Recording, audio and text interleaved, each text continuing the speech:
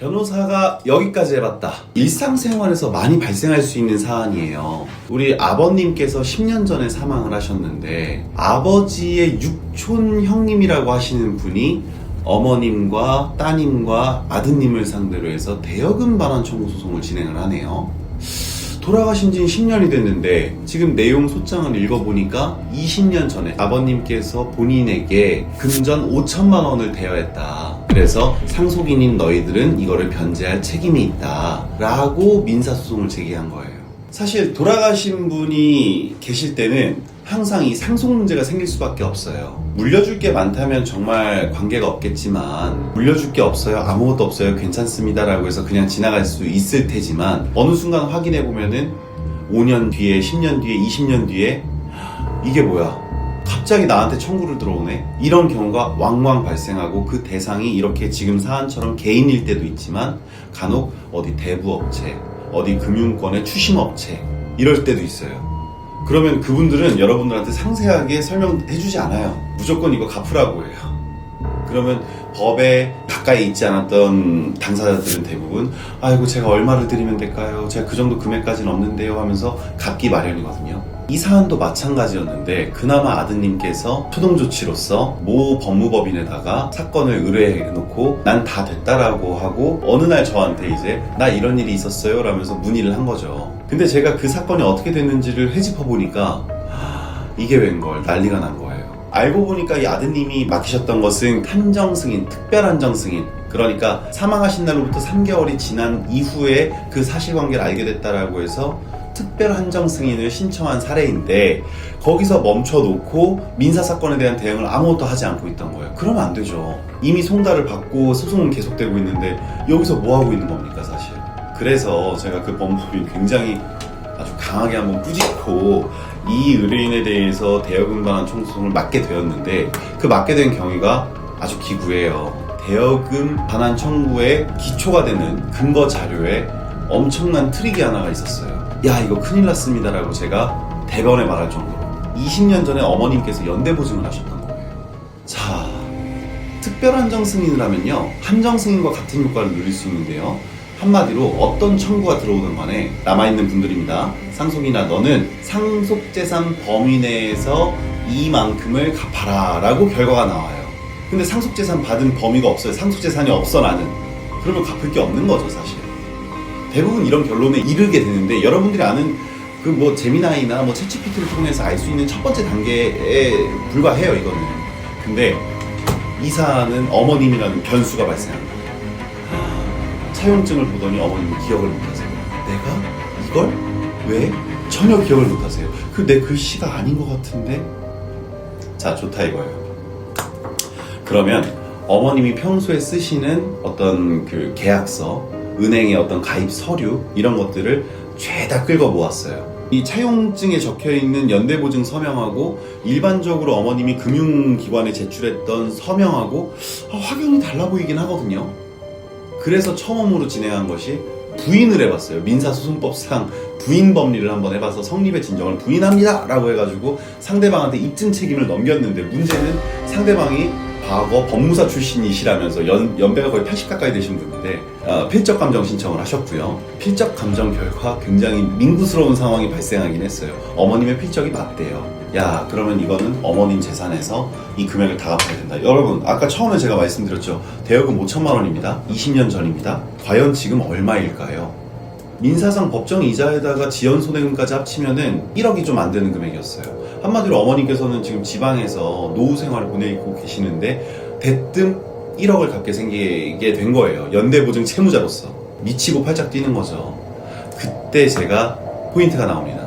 어머님 도대체 무슨 일이 있었는지 한번 그 아버님의 스토리를 한번 들어볼게요 하고 쭉 들어보니까 아버님의 20년 전 그 행적, 공교롭게 그때쯤 공직에서 퇴임을 하셨네요. 그럼 공직 퇴임하시면서 돈 빌릴 일이 뭐 있을까요? 근데 그때 당시에 따님이 아빠가 이때 제가 듣기로는 집 나가서 한 2년간 계셨는데요, 나중에 돌아와서 난 사실 뭐 하다 말아먹었어 라는 말을 한 걸 들은 적이 있대요. 한 15년 전에, 돌아가시기 5년 전에. 그래?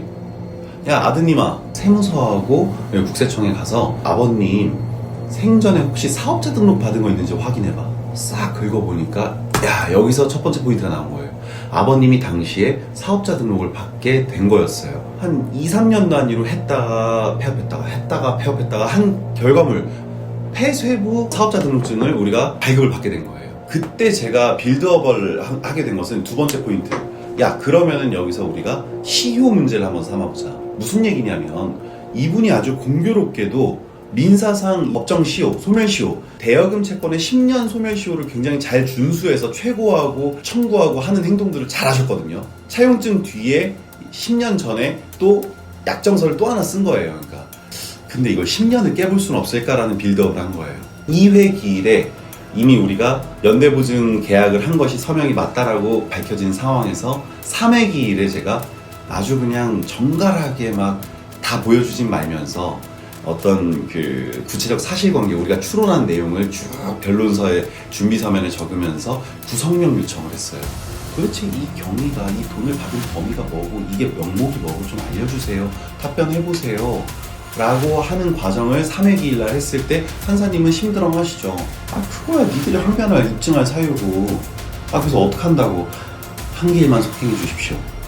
제가 입증자료 만들어 보겠습니다 라고 했을 때 이때 이 원고 당사자가 변호사님 잠깐 얘기 좀 합시다. 이때 이제 두 번째 포인트에 대한 빌드업을 마친 거예요. 20년 전에 이 아버님께서 이 원고에게 돈을 차용할 당시에 그 구체적 사정을 아는 사람은 이 세상에 누구밖에 없어요. 이제 원고밖에 없어요. 양 당사자 간의 대화 녹음을 몰래 하더라도 절대 통비법상 불법이 아닙니다. 녹음을 했어요. 녹음기를 슬쩍 키면서 아유 선생님 참 고생 많으시죠. 도대체 무슨 일이 있었던 걸까요? 거기서 이 원고가 우리 돌아가신 아버님 당시에 사업을 하다 말아먹었다, 사업자금을 빌려줬다라는 걸 술술술 계속 말씀을 하시길래 제가 계속 캐치를 하면서 한 번 더 묻고 이 행동을 했어요. 제가 이 두 번째 빌드업이라고 했는데 왜 이걸 빌드업이라고 말씀드리냐면 소멸시효를 상사시효는 5년으로 봅니다. 그리고 그 소멸시효를 적용하기 위해선 상행위로 평가가 돼야 되는데 상행위는 쌍방의 상행위 되지만 일방의 상행위도 가능합니다. 즉 우리 돌아가신 아버님이 상행위였음을 상대방도 알고 있고 그게 일방 상행위라 하더라도 5년의 소멸시효가 되는 거예요. 기초사실관계인 소멸시효가 5년이 된다면 연장이 되더라도 5년. 거기서 변호사가 여기까지 해봤다. 변호사가 직접 녹음한 내용을 직접 입증자료로 쓴 거예요. 그리고 폐쇄됐던 사업자 등록증을 다 입증자료로 준비하고 이제 판을 새롭게 깐 거죠. 4회 기일 전에 준비서면을 제출했습니다. 뭐라고? 상사시효로서 이것은 5년의 채권 소멸시효 기간을 갖고 이 사건 원고의 청구로부터 역산했을 때 전부 다 도과되었으므로 연대보증 채무도 그 효력이 없는 주채무가 소멸되었으므로 연대보증 채무 또한 소멸되었습니다라는 논리를 내세운 거예요. 판사님한테 엄청 혼났습니다. 변호사가 법정 외에서 변론을 했다고, 몰래 일반인 상대로 녹음했다고. 맞아요. 근데 저는 의뢰인의 이익을 위해서 이 욕을 먹을 걸 사실은 감수하고 한 거예요. 그리고 원고로부터 진정을 받을 수도 있었어요. 대한변호사협회. 하지만 우리 피고들의 이익을 위해서 한번 접근을 해본 거죠. 결과 한 달 뒤에 판결 선고가 되었을 때 원고의 청구를 전부 기각한다라고 나왔습니다. 완전한 새로운 법리를 다시 한번 차용할 수 있도록 그 입증 자료까지 제가 직접 발굴해낸 거. 여기까지 해보면은 이래도 답이 없다? 그거는 대법관 할아버지가 와도 패소하는 겁니다.